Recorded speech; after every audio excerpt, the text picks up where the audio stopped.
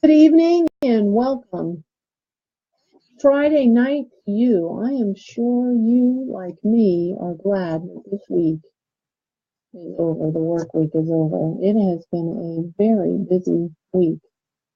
So I thought tonight we would talk about candy. Candy is good, right? But I use candy in an illustration. And I thought tonight I'd share that illustration with you. 2 weeks ago, well, it'll be 2 weeks coming up this Thursday, I started a new class at church titled Forgiveness, Making Peace with the Past. And tonight I'm going to share a little illustration with you using candy. All right, so here we go. We've got raisins. They are yogurt raisins. And what I want you to know about this raisin is that it's soft and pliable. Now, when we are born, our hearts are soft and pliable, and they're like new. They're clean.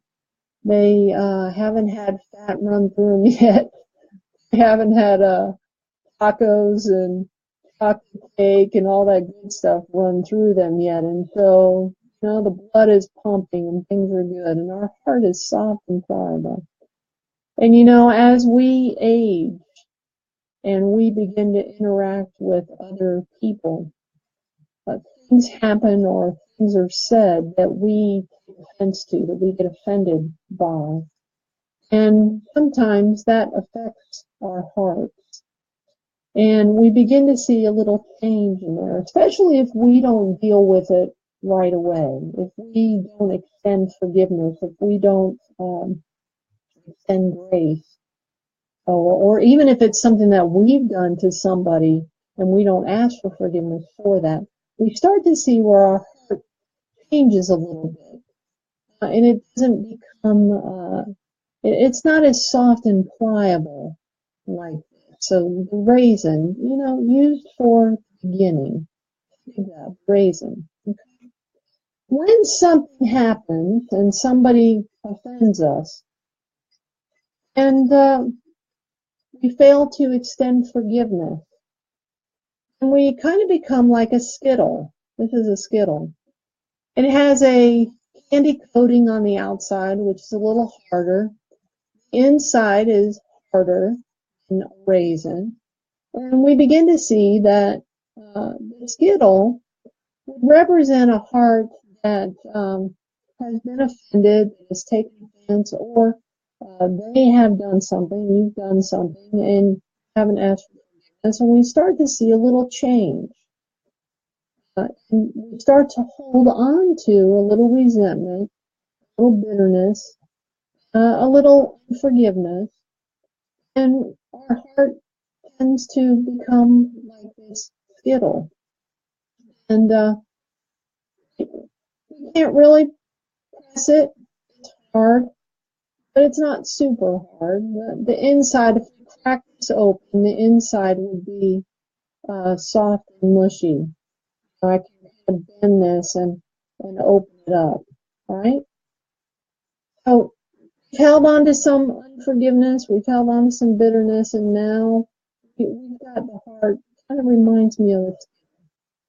The more that we do that, and the more that we hold on to that, and the longer that we hold on to that unforgiveness, and maybe you're holding on to some because of something that happened in your childhood. Maybe it's a failed marriage, maybe it's a dispute with a spouse or a sibling or a parent or a coworker or at your church or your pastor. Who knows what it is. You haven't extended forgiveness, and that seed of bitterness is starting to grow, and it's starting to take root, and it's starting to harden a little bit and take place. And you're finding that as it's growing, now your heart is doing something along the lines of becoming a peanut M&m. Now the outside is hardening. It's hardening up. I can't press this. The inside is hardening up. Peanut M&Ms has a peanut inside. So that the heart is starting to harden some more. And that forgiveness, that bitterness is starting to take root more. Okay, and it's starting to harden more. And your unwillingness to let it go, your unwillingness to hold on to it. And you're seeing that now it's becoming something that is not very pliable anymore. It's not pliable anymore. It's losing its softness. It's taking shape and it's getting bigger. And this is becoming bigger in our lives. And it's kind of crowding out all the joy. It's crowding out joy and happiness and peace. And it's taking residence, growing. Because we've failed to do something about it. We haven't done anything about it. We allowed this unforgiveness to stay too long. And now we got to cut this out. We got to do something about this. There's some people that could go years and years without doing that. And they let it continue to grow. And so then would have something like this. And this piece represents how the unforgiveness and the bitterness continues to grow and it starts to spread and take over. And we become hardened and we become bitter and we're not happy. And when people look at us like, don't talk to me, get away from me, leave me alone. I've got this, I'm holding on to this with all my life. I want this, I choose this, I don't want joy, I don't want happiness, I don't want peace, I want to hold on to this ugly thing. And we find that this begins to take over and it repels people. And people don't want to be around us because we're so busy making this unforgiveness take more room and occupy more room. We're allowing it to occupy more room inside of ourselves, inside of our hearts, to where God can't even do anything with us because we're just we're resenting and we're resisting. I think sometimes we think, God still, has room in there. How much room does He have? If you got rid of all of this, if you got rid of that ugly thing that's sitting there, that unforgiveness, that bitterness, God would have so much more room to do so many great things in your life. He could fill you with joy and true peace and happiness if you got rid of that unforgiveness and that bitterness. Destroy it, get rid of it, crush it, do whatever. Do a little bit at a time. I don't care. Just do something with it. Don't continue to let this grow and become this ugly thing that defines you. Because essentially that's what's happening. People look at you and they go, there is a very bitter person. There's somebody who can extend maybe me, unforgiveness. Sometimes it's that you can't forgive yourself. And how big is this going to get before you forgive yourself for what happened? Before you forgive yourself for what you did? How big are you going to let this go? Are you just going to let it just keep growing? I think of unforgiveness and bitterness. That's what I think of. I think of the fact that it started out, our hearts started out as a really pliable little raisin. And eventually, because of unforgiveness and bitterness, we became this ugly thing that nobody wants to be around. And sometimes we can't understand why that is, that nobody wants to be around this ugliness. Would you want this? My suggestion is to extend forgiveness. People say, well, I don't want to extend forgiveness because that lets the other person off the hook. I hear that all the time. Extending forgiveness to them lets you off. It allows you to be free from that ugliness. It allows you to be free, to be opened up, to receive what God has for you. That's the great thing about that. We're not walking around mad all the time.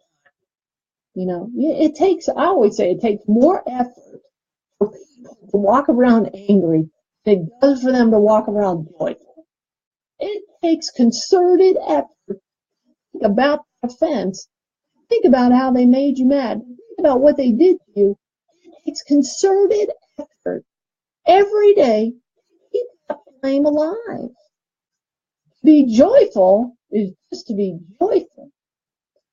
And I've always said, just be free from it and allow God to fill those places. It doesn't mean you're going to forget. I've had lots of things happen to me, and I've had to extend forgiveness because otherwise I would be a very bitter person. And I've seen what that looks like in people that I know. And it's not pretty. I have seen that, and it's not pretty. And my heart goes out to them like, can't you see it? And, you know, honestly, I don't think some people can. And that's what's sad about it. You know, letting it go so that God can fill you. That's what I think is the medicine for that. It's forgiving. You know, Scripture says we need to forgive so that God will forgive us. To me, that's a very healthy thing to do so that God will forgive me. Who am I to walk around going, I'm not going to extend forgiveness to that person and then expect God to forgive me? It doesn't really work well that way. So, but you know, candy illustration that I had that I wanted to share with you about forgiveness, a raisin, a skittle, a peanut M&M, and a big old glob of whatever that used to be. Actually, it used to be Ohio buckeye. How about that? So for you, oh, hey, I did not plan this, but thanks for joining me. Something to think about. Share it with your friends. I hope the message was helpful to you, and you have a good evening and an even better weekend. If you've got something you got to take care of, let's get rid of it. Do it tonight. Well, talk to you soon.